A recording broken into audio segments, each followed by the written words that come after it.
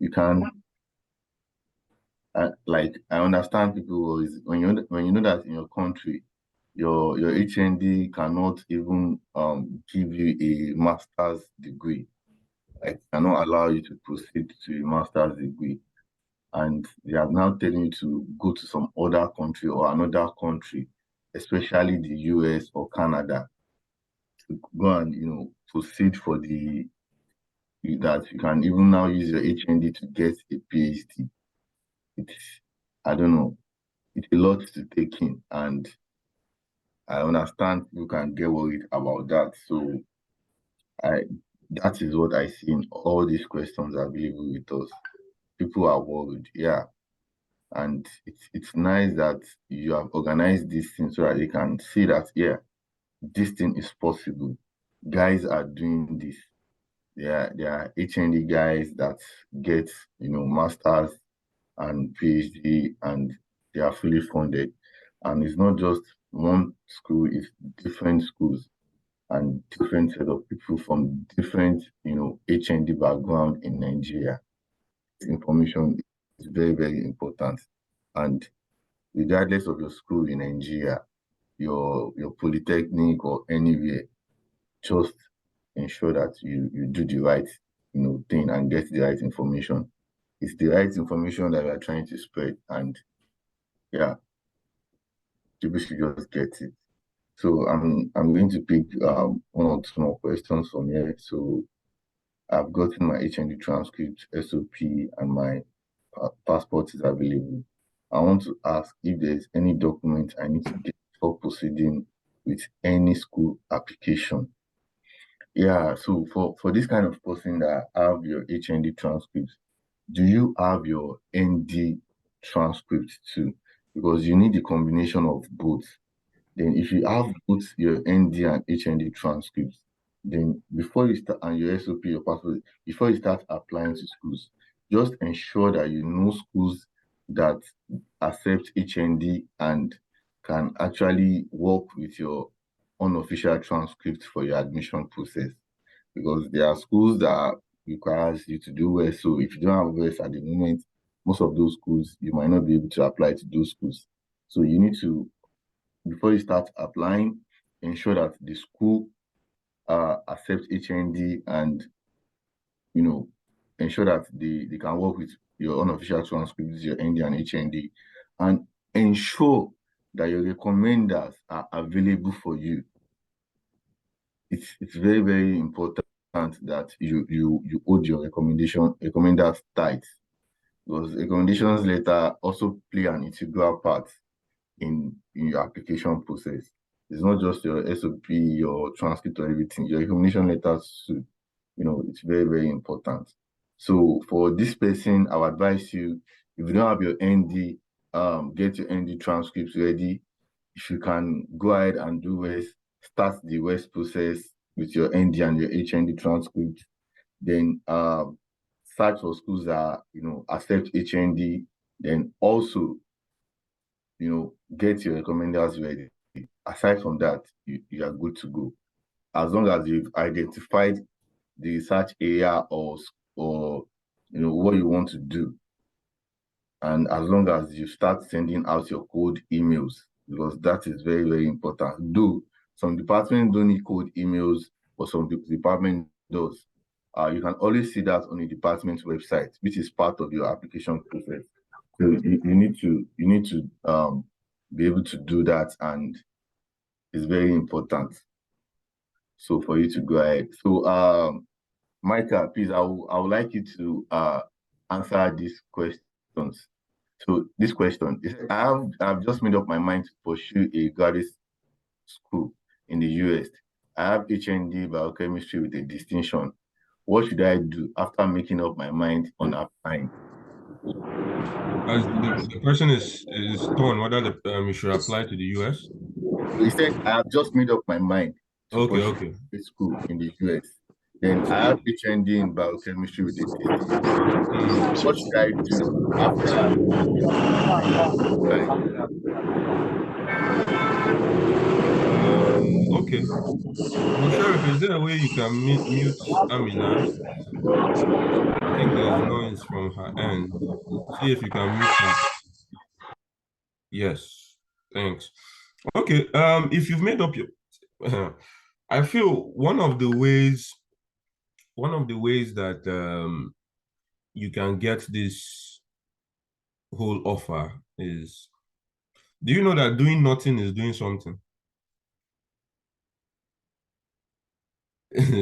Doing nothing is actually doing something. You understand? And you have to try as much as possible to change that doing nothing to doing something. So it's good if you've decided. What you have to do now is to know what course do you want to go for. Do you want to still do biochemistry? Do you want to go into biology, or is it chemistry, or no? Then do your research. It's possible. Like I said earlier, is to try as much as possible to have a budget. Know how much you can afford at this time to apply. If you know that your money can't go for worse evaluation, you having a distinction, I feel you're already halfway there if you package yourself well. Because chances are, if you already have a distinction, that's above 3.5. I don't know what happened in your ND, but if you're already at 3.5 on a 4-point scale, it's already very good. You understand? So try as much as possible to target schools that have STEM funding. There are most schools that would give STEM funding for masters or PhD. Do your research, do cold emails. I wish I can, let me see You if know, I you know, can Micah, share. you know that chemistry, biochemistry or chemistry are one Yeah. of the best courses in the US. Yeah, it's Like, competitive. yeah, like, and I don't know. So guys need to have No doubt, information so and chemistry, biochemistry, chemical Yeah, yeah, engineering, they have the yeah. yeah, most funding, most opportunities. Yes. STEM. All these STEM courses Yeah, are very, very yeah, competitive very, because very. they have funding. If you're able to get in, it means your application was very solid. And you have to exactly. make sure that your SOP, your academic CV, everything that they ask for is another thing we should also be careful. Try as much as possible to ask them if they waive GRE, because there are some schools that may require that you have GRE. There are some schools that require that you have IELTS, despite the fact that you're in Nigeria or your medium of instruction is English. You understand? But you need to ask. Wait, let me see if I will just go to my email now, and I will send you my own sample, so that those that can take advantage of it now can do that.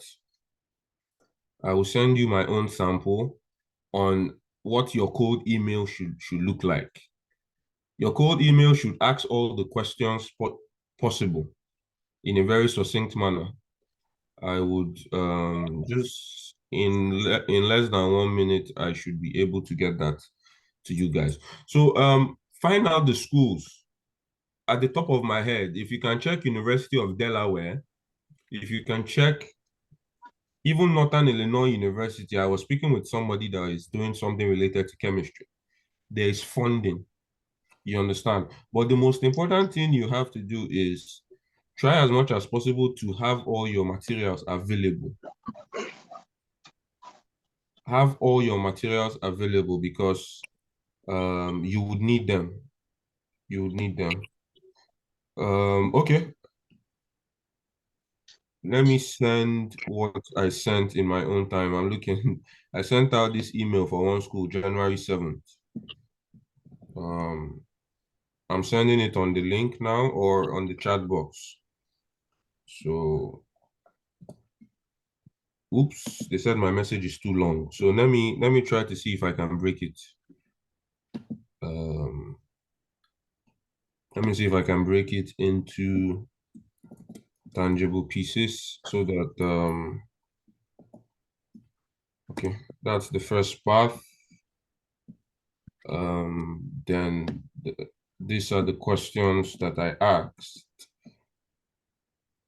in the second part. So that's it. This was the ones that I sent to most of the schools that I applied for.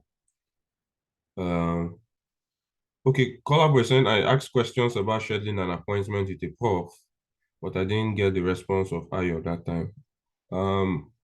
Mubarak, are you answering Kolapo's question?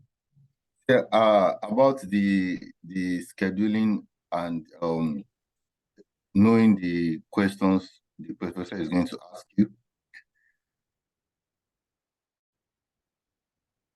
Is that what the person is saying? Yeah, the person is saying, there are some professors that wouldn't mind scheduling an appointment to you to speak more about your Yeah, application.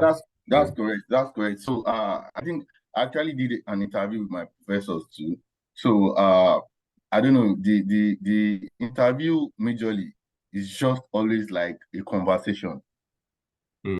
So it's not that in the interview they are going to ask you to like solve the IDS, or the professor just wants to know what what you are really interested in. Are you interested in getting a PhD program? Is it masters?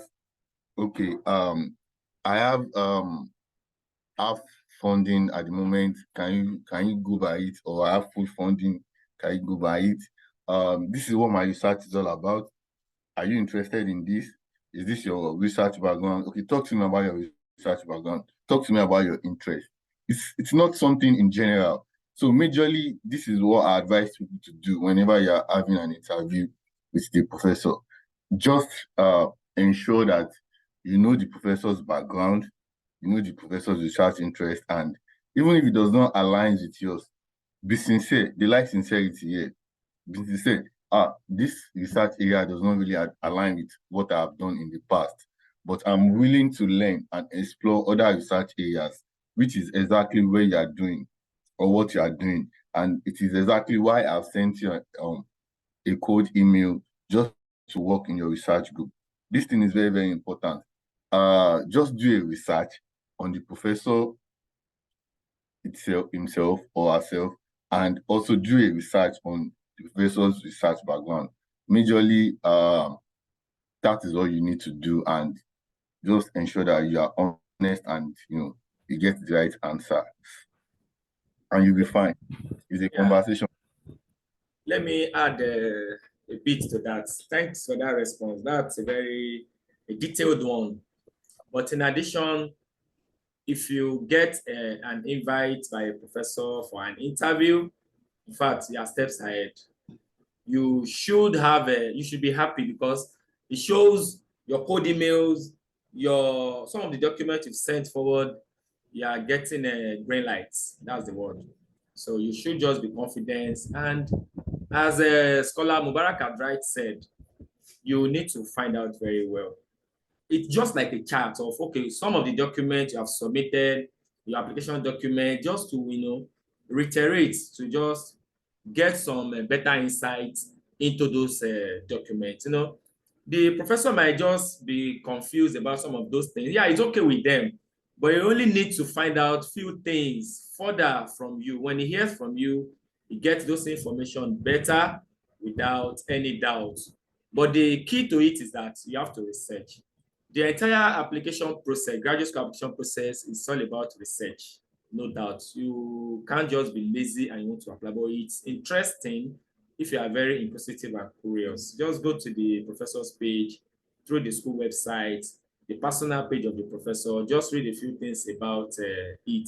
Imagine you are getting a question like, what are the particular things that interest you to apply to join his lab or his research group? Those answers are on the professor's website or page. So that is an addition from here. So if you get such information, I think Ayo was trying to explain the other day, maybe the network or so. So it's an interesting stage. I think that's well answered. I'm okay by you.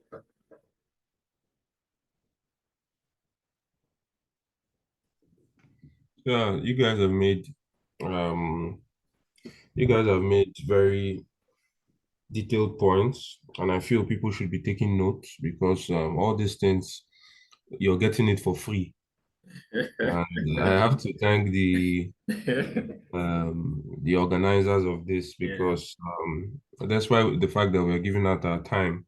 This is how we too, when we were curious, we were attending some sessions that was where I met someone that got a fully funded scholarship in the school I'm in now. Wow. She got it with her HND. That was what just set a light bulb in my head. And like, if this person can get a scholarship with HND, what am I here for? What will I? So I was in the right place at the right time. You understand that? And that just spurred my interest. I think I was in that session in May of 2022. And like I told you guys earlier, I was saving money. The little money I was earning, I was saving, I was saving. But I didn't really know what I was saving for. So when I was in that session, it just spurred me on to start utilizing the money that I had saved to start applying. I applied for more than 8 schools or 8 schools because I got 8 admission offers. Um, got Northern Illinois University, Bowling Green State University, Western Carolina University, Westchester University, Case Western Reserve University, Florida State University. Um, there are other ones that have I mentioned Bowling Green State? Yeah, there are like 3 other ones that I got, and University of New Orleans, and 2 others that I can't really place my head around. So it was NIU that gave me more like a fully funded, although I had deficit to pay off. Um, when I came, I had deficit to pay of like less than $3,000. And let me tell you what happened now. As I'm speaking with you now, with the money I had saved up and with the stipend I've earned in, let's say, 2 months, I've been able to clear my deficit. Wow. You understand? Because Within here, 3 months. within 3 months, that's why the lower your deficit, the lesser you'll be choked. You won't be choked with if you know what you came for. Here, one of the good things about the US that I'll tell you guys is this place now. We have food banks. Food banks in the sense that there's like pantry where you can go and collect free food. Chicken, as I talk to you now, chicken full fridge. Because my guys and my roommates, they can go, they will just tell them take 2 chickens, take 3, and before you know, when by the time each of us take two, the house is. I say if we did Nigeria, then suppose call EFCC for us. You understand? But here you have to. It's not as if you can't buy, but you have to be frugal with your spending. You have to be very frugal with your spending. You should now know that when you come here, the initial thing will be anything you spend, you go the reason I'm in naira. You understand? But when you come over, you have to try as much as possible to know what you remove unnecessary pressure. You won't even believe, as I'm speaking with you now, many people don't know I've left Nigeria. I purposely did it that way because because there's this assumption that when you leave Nigeria, everybody feels this person don't make up. You know, you can't hide this kind of thing. Yes, because I don't even know who is on this call. Maybe somebody that knows me may be on this call, and maybe the person will be hearing it for the first time that I've left. But the time will come for me to say I'm no longer in Nigeria. But for now, I just need my peace to be able to clear bills, to be able to do it. And the good thing is, as you're getting paid, what you're getting paid with, you're going to use it to be clearing your deficit and your house rent and your other things. So that's just it. Okay. The okay, guys, if you're still an undergrad here and you're not done with school yet, one of the best advices I will give you is try as much as possible to finish with a strong CGPA. Strong CGPA is not necessarily a first class or a distinction. It can be a strong 2-1 because now your strong 2-1 is if you're now able to utilize it very well. Let's say you do West, the evaluation will show that. Let's say you have 3.3 something. Don't be surprised that when you evaluate, it can be 3.5 something. And that is like a distinction here in the US. But if you have 2 points, there are some schools that will tell you that they accept admission from 2.75 and above. So that's not any way to distract you or to discourage you. You understand? But just know that the higher your CGPA, the higher your chances. If I was advising anybody that is still in undergrad now, even if they're in year one, I will tell them that try as much as possible to what they call it now, volunteer, have volunteering experience, build it up. If it is one NGO that is doing something, go there. As long as you finish that thing, you write it in your CV. You understand? I volunteered for a social organization. This is what we did. You understand? My CV that I shared earlier, you will see it. I detailed it so that when these people are reading all this piece of information, they will know that this person is serious. You understand? Try as much as possible to also build relationship with your lecturers. One of the hardest things that people face in this journey is the issue of getting recommenders. Who is going to recommend me? You understand? But if you have good connections with your lecturers, it will be easy and they would recommend you when the time comes. I think Mubarak shared that there's one lecturer that kept his recommendation letter for 2 months. You understand? That's one of you will be calling, you will be begging, you will be so. But if you have all these people, it will be valuable in the journey because another thing, if you have that good relationship with them, some of them may even send you their email. Because imagine applying for 8 schools, it means that lecturer will be doing letter for you 8 times. There's one of my lecturers, what he did, he sent me his email address and says, Micah, I trust you. Do whatever you will do. So immediately I was applying, I will go to that his email with the letter that he has scanned and everything, and I will just use Microsoft Edge or to add the date, that date column side, and I'll send it out. The other persons, they did it themselves. You get so that's just it. Be encouraged. You should try as much as possible to network. You understand? Network. If there are some leadership positions you can get, these people, they love leadership. If you tell them that you've led so organization, this is what you do, you volunteer for this organization, and even for somebody that is in tech or STEM, if you've done something similar with what you're being taught in class, it can also help your application process. So just the first step of this is just know that it's possible. Me speaking with you now is the proof that this is possible. Like I told you, before May of last year, I never saw myself in the US. And seeing me in August of this year, I moved there for this program. So we should try as much as possible. Can we create letter template for the recommenders to use so that to make work easier for them? It's possible, yes, if you have that good relationship with them. There are some of the recommenders will tell you, I don't have time. I don't have time, you understand? Send me a draft, I will edit it. But there are some. And another thing, guys, before this meeting is over, you need to know, you have to make sure that what those people are writing for you is actually selling you in a good way. Because if you go and give somebody that you're not sure if the person will write something good, it can hamper your chances. You understand? Imagine you go and give somebody, maybe you just feel, and the person just writes maybe one paragraph and sends to them. You know, in the application, you see a place.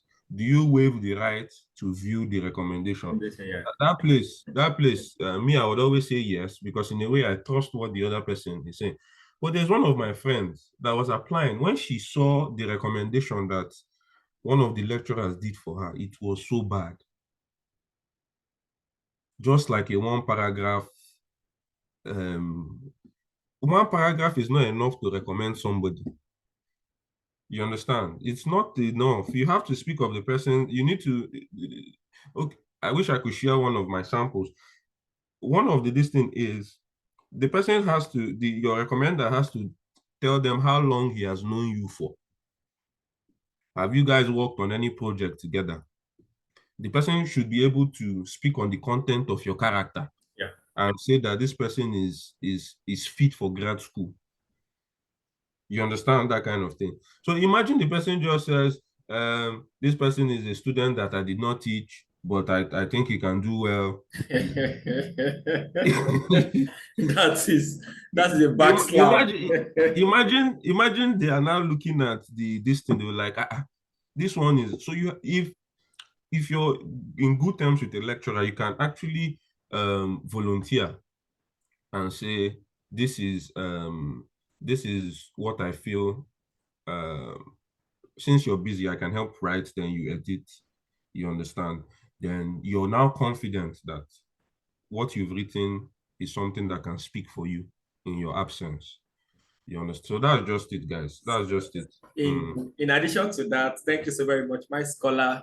We appreciate you all. We all appreciate you. Thanks so much. So recommendation is very key. There are two things that he rightly mentioned towards the end of the advice to undergrad that are on this platform. Number one, he mentioned categorically on relationship and networking. Relationship and networking is the relationship that will bring about good recommendation. And the place of recommendation or good recommendation in the application, it's very, very key. Because the graduate school committee, the admission committee, they want to hear about you. They want to know you, have a deep insight into you, since they cannot meet you in person, through somebody that you are related with, that you have worked with. In fact, with the person's a write-up, they can explain all about you in line with your SOP. They get to know you so well. So somebody is now writing a paragraph about the relationship. Indirectly, the person has no relationship with you. The person just feel, well, I cannot say anything. I just need to write something, probably due to this or that. I'm just writing one paragraph. So the person is just keeping a lot, and it's a negative on your part. So the best person that can talk about you, that can recommend you, write good about you, is the person that you should think of using as a recommender. I can see what our scholar has described. A guarantor or a recommender that can give you email address, his own email, just write, this is a sample. That is another trust level in this journey. So undergrads, so you lower your head on campus, relate well, you join a positive leadership position, you volunteer as much as possible. All this, you're already building or creating your profile towards fully funded scholarships. So I think on that note, I'm not seeing any question popping up. So we may need to end it there. Wow. And I want to place a humble request. My scholar, are we permitted to always bring you subsequent times? It has been a very nice session with you, sir. No problem. If as long as I'm free, okay, it's not going to be an issue. Because I've even been what they call it.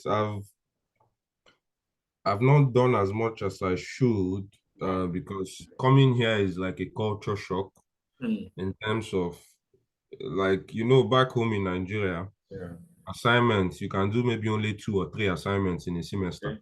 Okay. But here, every week there's an assignment. And like now I'm doing 2 courses. I'm even done with 1 course. You get, there are 3 courses. The way my program is scheduled, we do 8 weeks curriculum. So I'm done with the first 8 weeks. I've even seen the grade in the first course. So now I'm doing the next 2 for the next, I'm already done with 2 weeks. So I still have 6 weeks to go. So every week there's an assignment. Every week there's and there's no excuse, there's deadline. As I'm talking to you now, one of the assignments deadline is tomorrow, 11:59 p.m.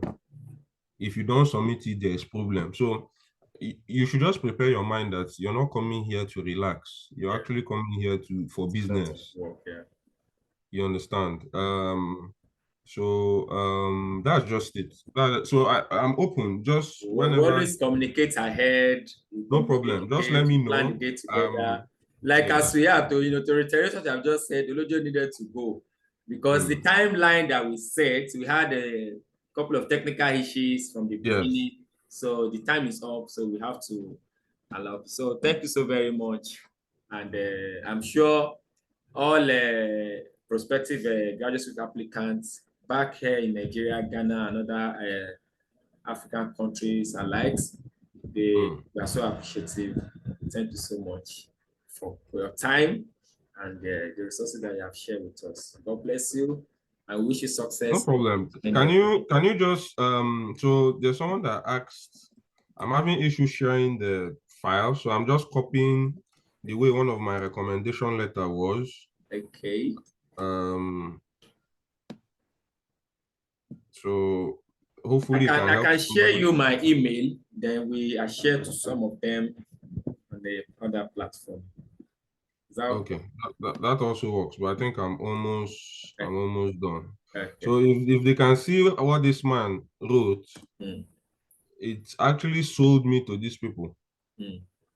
You understand? So you should try as much as possible. If they give you that free hand to be able to write the recommendation, try as much as possible to write something that if another person reads it, the person can like, this person deserves this opportunity Deserve this opportunity.